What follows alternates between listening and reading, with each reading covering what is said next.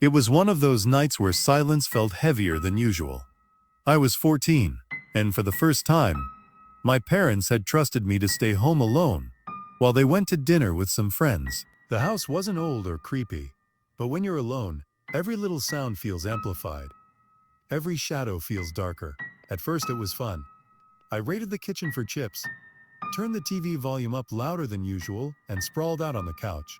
The glow of the screen filled the room, and I told myself, this is freedom, no rules, no one telling me to turn the lights off or do homework. But around 9:45 p.m., I felt it. The first shift.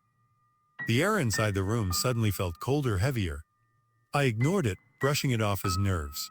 But when I went to the kitchen for a drink, I passed the living room window. For a split second, I thought I saw movement in the yard. A flicker of shadow, like someone darted out of sight. I pressed my face to the glass. Nothing. Just the dark yard, the empty street, and the faint glow of the street lamp outside. I shook my head, laughed nervously, and went back to the couch. Minutes later, though, the feeling came back stronger. Every time I looked up from the TV, I felt like eyes were on me, watching. I tried to distract myself with the show, but then, tap, tap, tap, 3 distinct knocks on the window. I froze. The sound was too sharp, too intentional. I turned my head slowly, heart thundering in my chest. There he was, a man, standing just outside the window, his face pressed close to the glass. His expression wasn't angry, it was worse. He was smiling, wide, too wide. I stumbled backward, nearly tripping over the coffee table. My brain screamed at me to run, but my legs felt like cement. He didn't move, he just smiled. The phone was in the kitchen. The kitchen was on the other side of the window, which meant if I wanted to call for help, I had to pass right by him. I ducked low, crawling on the floor, trying to stay out of his line of sight. My breaths came fast and shallow, my palms sweaty against the carpet. I reached the edge of the hallway, daring myself to peek. The window was empty. He was gone. Or at least that's what I thought. I bolted for the kitchen, grabbed the phone and pressed 911. Knock, knock, knock. This time the sound came from the back door. I dropped the phone. My blood ran cold as I realized. He wasn't just circling the house. He was testing every entry. I grabbed a knife from the counter and backed into the corner. The door rattled once, twice, like someone was jiggling the handle. Then silence. I held my breath. The house was so quiet I could hear the hum of the fridge. For a moment, I thought maybe he'd given up. Maybe he'd left. Then, from the hallway, creak. The floorboard. Inside the house, my stomach dropped. He was in. I pressed myself tighter into the corner, shaking so hard I thought I'd dropped the knife. I could hear slow, deliberate footsteps approaching the kitchen. The sound of someone dragging their feet, almost like they wanted me to hear. I whispered to myself, please let this be a dream. Please wake up. The footsteps stopped. Right outside the kitchen door, then silence. For a long, horrible minute, nothing moved. I almost convinced myself it was over, until I caught a reflection in the microwave's shiny surface. The man's face right behind the doorway, still smiling. Still watching. I bit down hard on my lip to stop myself from screaming. My whole body trembled, waiting for him to step inside, but he didn't. He just stood there, watching, breathing. And then, as suddenly as he appeared, he vanished. The doorway was empty. The footsteps retreated down the hall, slow and steady, until I couldn't hear them anymore. I waited. 5 minutes, 10 minutes. Knife clutched tight in my hand. Finally, I worked up the courage to creep forward and peer down the hall. Nothing. The house was silent again. When my parents got home, they found me curled up in the kitchen corner, knife in hand, shaking like a leaf. They told me I must have imagined it, that maybe I fell asleep and dreamed the whole thing. But when they went to lock up for the night, my dad frowned. The back door was open. I knew I had locked it. I had checked every door before they left. Which means he had been inside, and maybe, just maybe, he never left. After that night, after the man at the window, sleep didn't come easy anymore. Every little creak of the house felt like him. Every shadow felt like he was still there, waiting. My parents brushed it off, telling me it was just paranoia, that nothing actually happened. But I knew better. 2 weeks later, it happened again. It was a Friday night, and my parents were running late coming home from a work event. I had convinced myself I was fine. Lights on, phone in hand, every door double-checked. But the truth? I was still terrified of being alone. Around 11 p.m., I was sitting at the kitchen table, scrolling on my phone, when I heard it. At first it was faint, so faint I almost didn't notice. A soft rhythmic thump, thump, thump. My first thought was my heart. It was pounding so hard it felt like it was echoing in my ears. But then I realized, no, the sound wasn't coming from me. It was coming from below, from the basement. I froze, straining to hear. My parents weren't home. Nobody was supposed to be down there. The basement in our house was always unsettling. The walls were unfinished, the floor a cold concrete slab, and the single bulb that dangled from the ceiling only lit half the room. Even during the day, it felt wrong to be down there. At night it was worse. The footsteps grew louder, slow, deliberate, like someone pacing back and forth. Thump, thump, thump! My chest tightened, my palms slick with sweat. I wanted to believe it was the furnace, the pipes, anything but what it sounded like. But then the footsteps changed. They weren't pacing anymore. They were climbing. I shot my eyes to the basement door. The sound was unmistakable now. The creak of the old wooden steps, one after another, slowly making their way upward. My legs refused to move. My throat tightened, choking back the scream that fought to escape. The steps stopped. Right at the door, the silence was worse than the sound. I could almost feel whoever was there, standing just inches away on the other side. Then, click. The doorknob turned, slowly. Once, twice, like someone was testing it. I shot up from the chair, backing away until my spine pressed hard against the wall. My hands trembled as I scanned the room for something, anything, I could use to defend myself. My eyes landed on the same kitchen knife I had grabbed weeks earlier. I snatched it up, my knuckles white around the handle. The knob stopped turning. The silence stretched on, heavy and suffocating.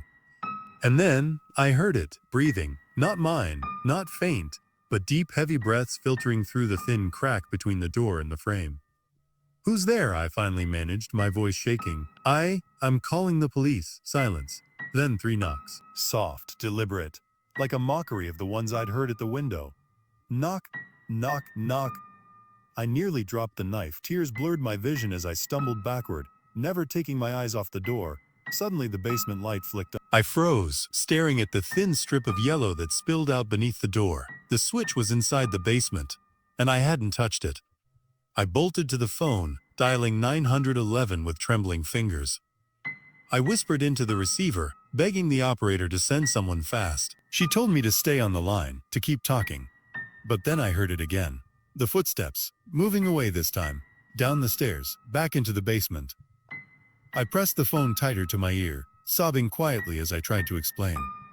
"He's in the basement. Someone's in the basement." The operator kept me calm until the flashing red and blue lights of the police car cut through the curtains. I ran to the door, throwing it open and waving frantically. 2 officers rushed in, searching the house. When they opened the basement door, I braced myself for screams, for a struggle, for anything. But nothing came. Minutes later, they returned. "There's no one down there," one of them said. I shook my head violently. "No, I heard him. He was right there. I heard him breathing, I heard the steps." The officer sighed. "Kid, we checked every corner. No signs of forced entry. You're safe, safe." The word felt like a joke. After they left, I stood by the door, staring at the thin line of light still glowing from beneath it. Finally, I forced myself forward, knife still clutched in hand. With a deep breath, I yanked the door open. The basement was empty. Silent, but the light was on. And on the last step, sitting neatly in the dust, was a single muddy footprint, too large to be mine. After the basement incident, things didn't go back to normal. Not really. Sure, my parents insisted it was my imagination, that stress and lack of sleep were playing tricks on me. But deep down, I knew the truth. He was still out there. And worse, I wasn't sure he had ever left. It was about 3 weeks later, another late night. My parents had gone to visit relatives out of town, and I had begged them to let me stay behind. I thought being alone would prove I wasn't scared anymore, that I could handle it. But the truth? The moment the door shut behind them, I regretted it. It was about 3 weeks later, another late night. My parents had gone to visit relatives out of town, and I had begged them to let me stay behind. I thought being alone would prove I wasn't scared anymore, that I could handle it. But the truth, the moment the door shut behind them, I regretted it. By midnight, the house was silent. Too silent. I had locked every window, every door, checked them twice. Yet that same heavy feeling hung in the air, the same one I'd felt the night at the window. I sat on my bed, scrolling on my phone, trying to distract myself. That's when I noticed it. My bedroom door, usually shut tight, was cracked open just an inch. I knew I hadn't left it like that. My chest tightened as I pushed it shut, turning the lock just to be safe. I sat back down, telling myself to relax. But then a sound cut through the silence. Whispering, soft, muffled, but there. It wasn't coming from outside. It wasn't the TV. It was inside the house. I froze, straining to listen. My heart thudded against my ribs as the whispering grew clearer, though I couldn't make out the words. I crept toward the door, pressing my ear against it. That's when it stopped. Total silence. Total silence. I stumbled back, trying to convince myself I imagined it. But before I could sit down, a violent bang rattled the front door. Then another, and another, like someone was throwing their whole weight against it, trying to break it down. Adrenaline surged through me. I grabbed my phone, dialing 911 with trembling fingers. My voice shook as I whispered to the operator, "Someone's trying to get into my house. Please, send help fast."